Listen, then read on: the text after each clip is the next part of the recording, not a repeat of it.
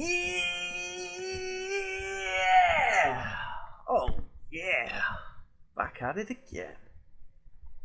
Okay, kids. Today we're farming dark runes in Scholomance. Nobody ever really explained how you're supposed to say it. Anyway, yeah, one of those undead places that isn't Stratho. Okay, so first off, I'm like, I'm taking the pats wherever I can if it's clean. Obviously, just like blitz them down, no problem. Okay, so shaman DPS, like chain lightning, brilliant way to initiate on like say 3 targets. One, it's good damage, but really you're just looking to like tag everything up so that they don't target fire totems when you put them down, and then you can like quickly get a good AoE burst. Going to be spending an awful lot of time just like throwing down grounding totem here. To be perfectly honest with you, grounding totem effectively makes you a tank if things are more caster based. Here I'll take another pat look. You're just constantly sort of like looking for where they're coming through. Obviously there isn't likely the one shot, but yeah, you don't want anything linking. 6 mobs is a little bit scary. You can survive it, but the trouble is you don't necessarily want to be like making pulls like that all the time. You don't necessarily always have those cooldowns up, and you want to be using as many cooldowns as possible to efficiently get through like at a consistent pace.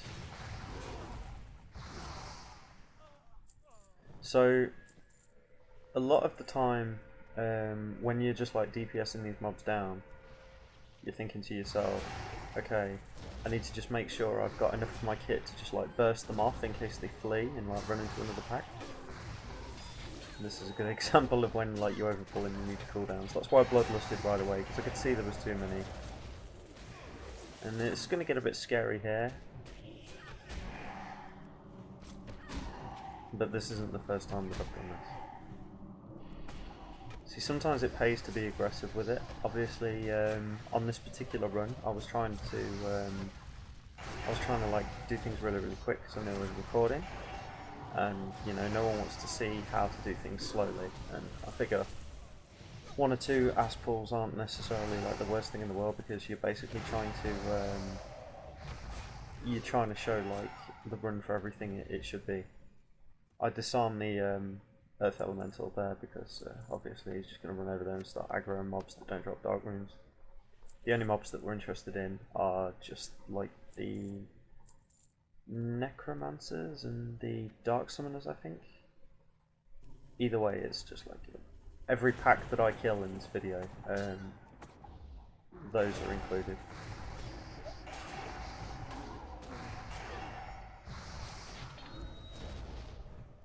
So yeah, you're seeing that the grounding totem really come to work.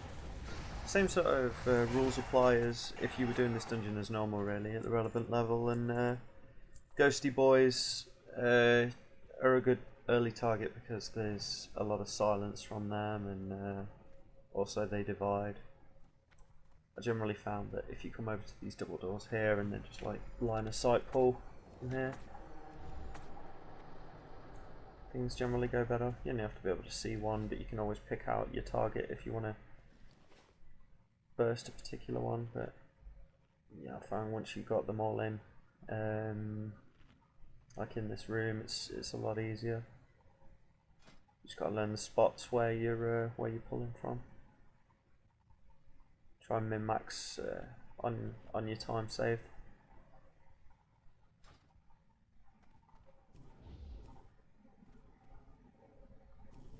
So on this pull, I'll pick out my target that I actually want to burst out on first.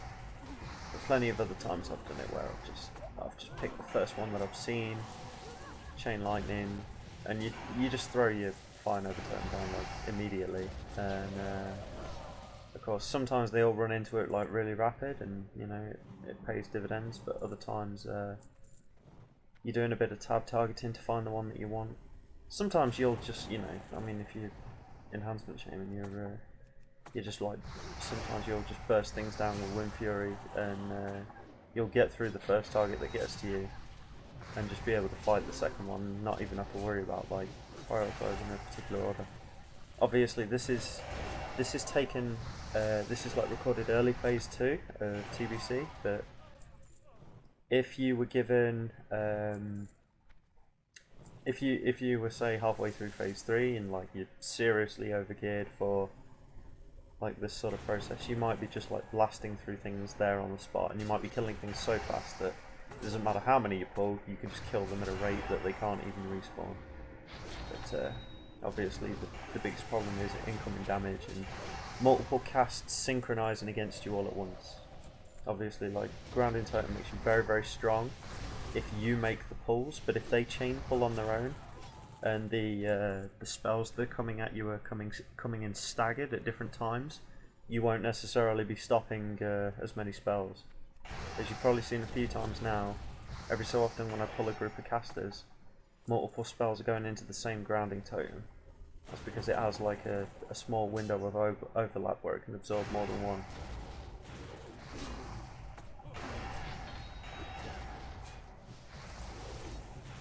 I really love that cha-ching every time I ground something. It really does make it feel rewarding.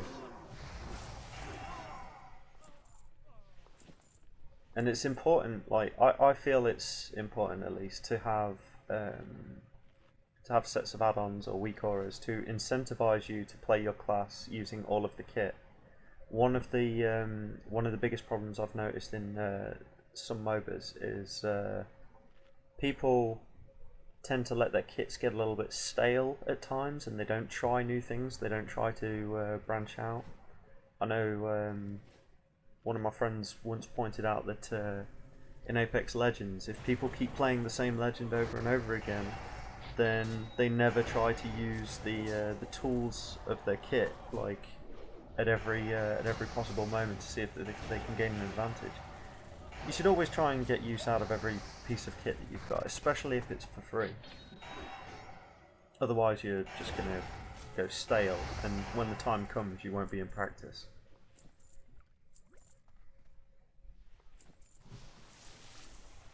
See, a lot of these pulls are really basic now, obviously. It's not nearly as many that were linked as before.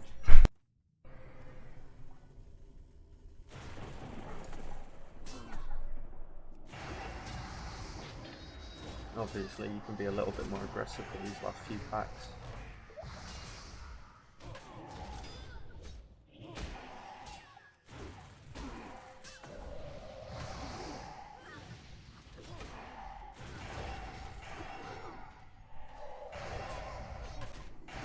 I didn't say it before, but one of the reasons why you want to drop in and start this way is obviously, like, you're moving towards the exit by going this way, and then you'll find what happens is, as well, it means that you don't have to like fight any of the like the skeleton guards at the top, and you can just run out when they attack you towards the end.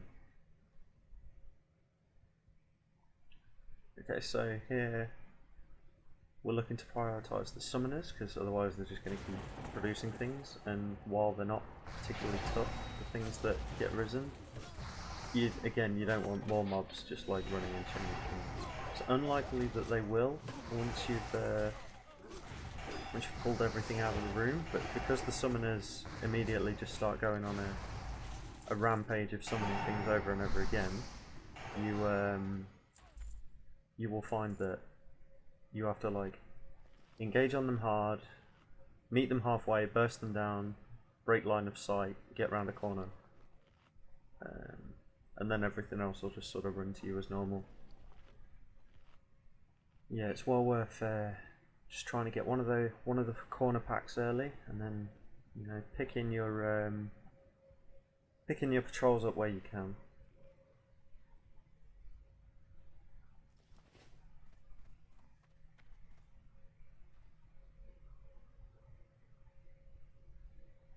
So right here I'm thinking I can get this Risen Guard easy, and I figured that I would have got the caster as well there and they would have chained. They didn't, but I figure if I can just finish this up, if I don't lag too hard, I can just take the second one. See, obviously, like, the earlier you take out patrols, which is why I got the spider here, the earlier you take out these patrols, the less trouble you have overall. I'd just like to point out that out of all of the runs I ended up doing today, like, this one was the most unlucky by far. I don't think I got a single rune in this run. Average is between 2 per run to 3. You can get very lucky and get 3, but yeah, generally I found I usually got about 2. But yeah, sometimes you only get 1. So in this case, 0.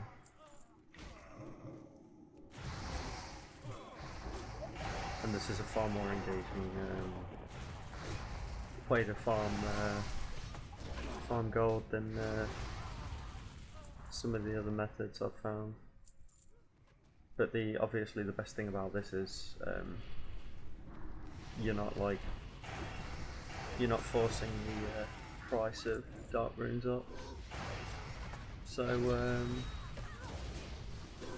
yeah, you've still got like full control over the money that you gain while you're in here. But you're also able to provide a service for your guild if you just want to deposit your runes into the vault. So up until this point, obviously I haven't really spoke too much about these elementals that you can summon in. Sometimes I use this as a recovery tool if I overcompensate and I pull too much at once. But I found like the only place that's like super safe to drop the fire elemental is in this room, because he just goes one pull to another, and he is really effective like fighting in this room, to be honest. But he's all aggression. He keeps going constantly once he's been summoned, so you kind of gotta be able to like roll with it. So sometimes it's a good idea to make sure that all of your cooldowns are ready, or you're like full health or full mana, so that you can recuperate. Obviously you can tank a bit on his own, but yeah, be safe with that one. I wouldn't use him ever in the first room unless you absolutely have to. Worst comes to worst, you can always like do the totem recall thing and then start again.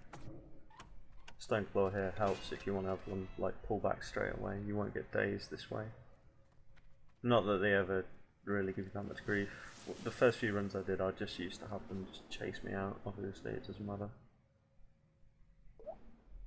So you're now thinking to yourself, oh yeah, but now I've got all of this garbage in my bags, and you don't want to just be leaving it behind just while you're farming runes. So if you've like followed your quest line and you've got like this trinket, I don't know if you remember this, this actually gives you access to like vendors around here. But yeah, you can always just talk to her if you've lost it. I deleted mine like late classic. Figured I'd never use it again. But yeah, obviously this gives access to the like nearby vendors, which are just brilliant for selling all of the garbage. You get a few runs in. Obviously your runs are between sort of like 10-15 minutes. And you wouldn't necessarily have to come in like vendor after like one run. I'm just doing this to show you here and now. Yeah, that's pretty much it.